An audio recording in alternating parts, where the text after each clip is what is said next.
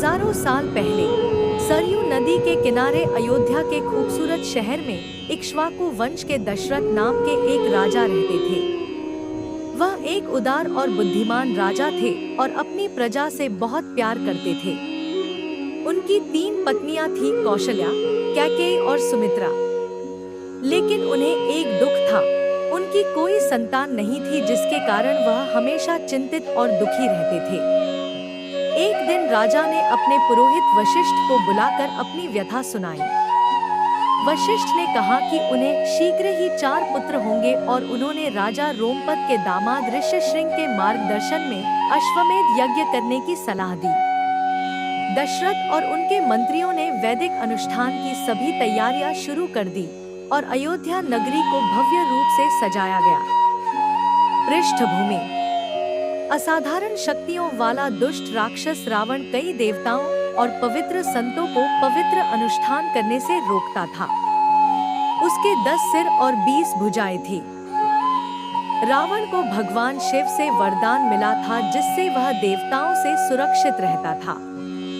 तब विष्णु ने मानव रूप धारण करके रावण को हराने और मारने का फैसला किया, और इसलिए विष्णु ने राजा दशरथ को एक संदेश भेजा, जिन्हें बाद में 4 पुत्रों का आशीर्वाद मिला, जिनमें से बड़ा पुत्र भगवान विष्णु का अवतार राम था।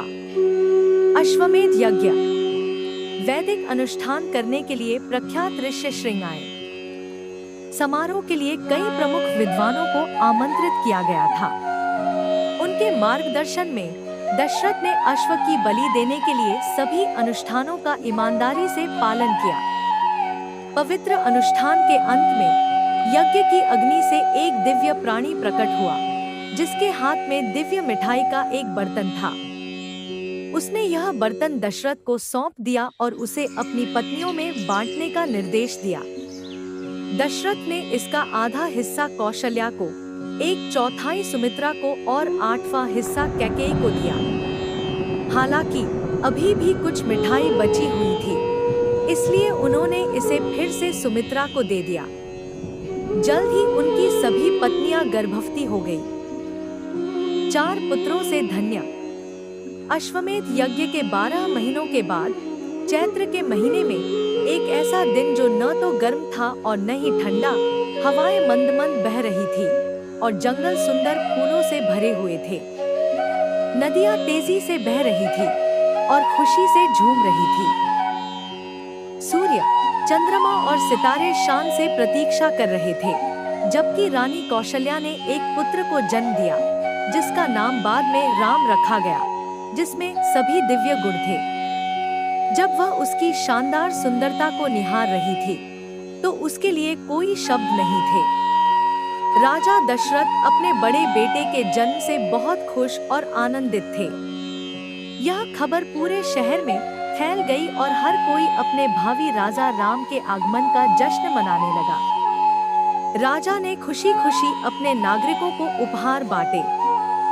कुछ समय बाद रानी कैकेयी ने भरत को और रानी सुमित्रा ने लक्ष्मण और शत्रुघ्न नामक जुड़वा बच्चों को जन्म दिया। चारों भाई आपसी स्नेह से बड़े हुए। भगवान राम की पूजा: राम का जन्म दिवस अब राम नवमी के रूप में मनाया जाता है, जो चैत्र माह के 9वें दिन पड़ता है।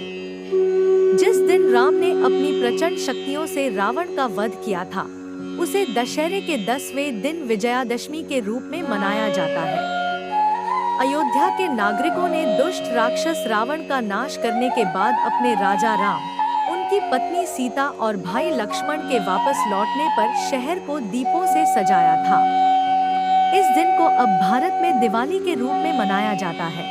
दीप जलाए जाते हैं और पटाखे फोड़कर त्योहार मनाया जाता है।